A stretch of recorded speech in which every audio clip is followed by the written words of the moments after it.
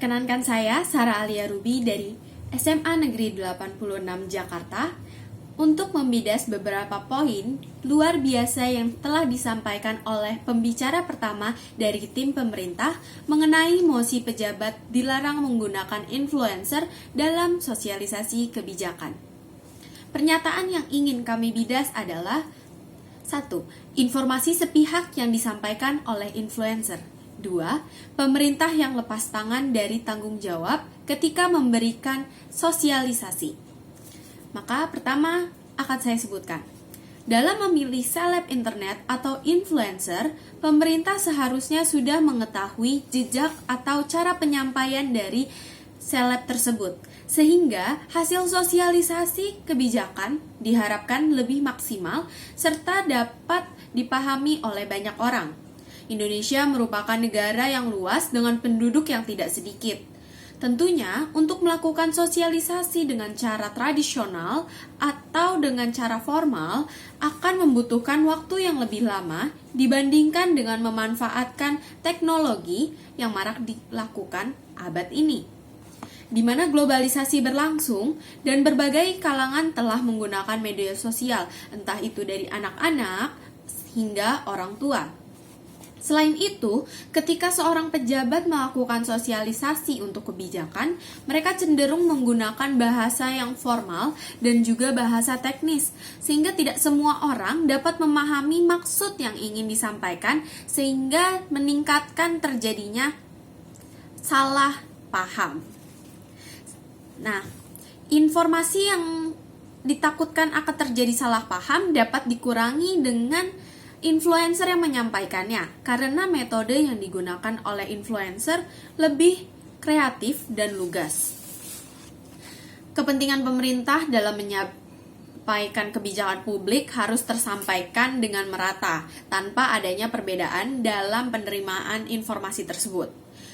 Tapi di lapangan, hal tersebut masih sulit dilakukan Dewan Juri yang terhormat, disebabkan berbagai faktor, seperti yang disebutkan oleh pembicara satu, bahwa terdapat perbedaan keseriusan masyarakat dalam menanggapi kebijakan yang disampaikan oleh pemerintah, sehingga poin atau inti yang ingin disampaikan tidak dapat ditanggapi dengan serius.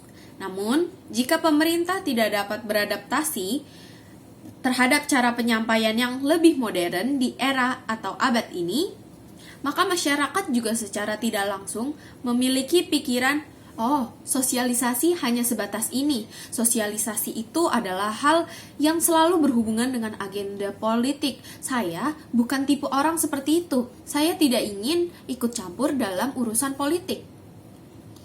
Dan kesan formal terhadap sosialisasi akan terus menumpuk dan semakin terbentuk, membuat orang-orang seperti yang telah saya sebutkan tadi, yang tidak tertarik politik, enggan mencampuri atau mendengarkan informasi terkait sosialisasi kebijakan tersebut.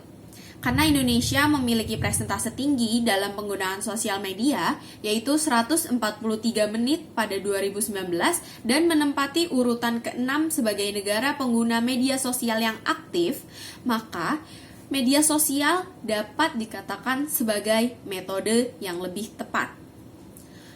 Contoh kasusnya seperti ini. Karena pengaruh yang diberikan oleh influencer, pemerintah juga tidak jarang untuk menjadikan influencer, pesohor, ataupun public figure sebagai duta bagi lembaga tertentu.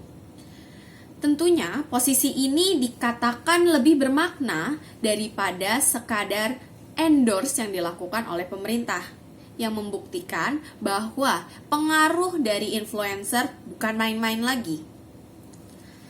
Dengan hal tersebut, pemerintah dapat lebih cepat memberi informasi serta menjadikan duta sebagai contoh bagi masyarakat awam, sehingga pengetahuan masyarakat juga dapat bertambah.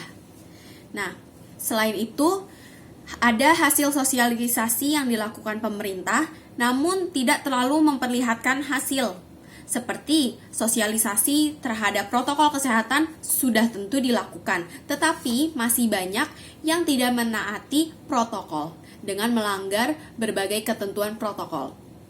Jika pemerintah melakukan endorse kepada influencer, maka tingkat kepercayaan masyarakat juga akan terpengaruh karena influencer memiliki cara komunikatif yang baik dan bagus seperti yang telah disampaikan oleh pembicara satu dari tim pemerintah.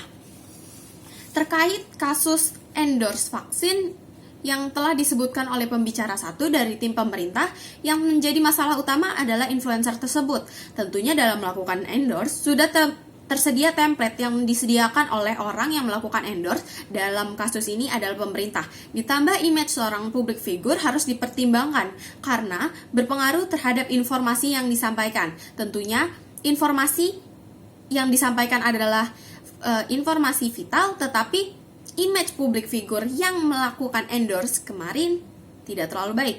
Selain melalui pesohor atau public figure, pemerintah juga tetap melakukan sosialisasi melalui akun sosial media, sehingga tidak benar jika dikatakan pemerintah lepas tanggung jawab dari masyarakat dan hanya membiarkan masyarakat mendapat informasi dari orang yang tidak ahli atau influencer, seperti yang disebutkan oleh pembicara satu dari tim pemerintah. Lalu bagaimana solusi untuk masalah ini? Pemerintah harus menyeleksi atau memilih public figure yang bereputasi baik dengan isi konten yang bermanfaat, sehingga ketika menyampaikan berita, mereka sudah lebih mengerti dibandingkan influencer biasa.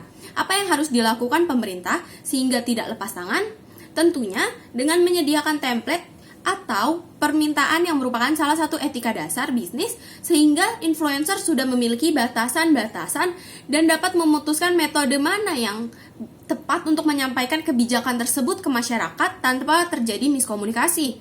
Bagaimana dengan mencegah terjadinya miskomunikasi tersebut? Selain metode influencer yang harus bijak dalam menyampaikan, masyarakat pengguna media sosial juga harus smart karena smartphone sudah menyediakan fitur untuk mencari informasi lebih dalam.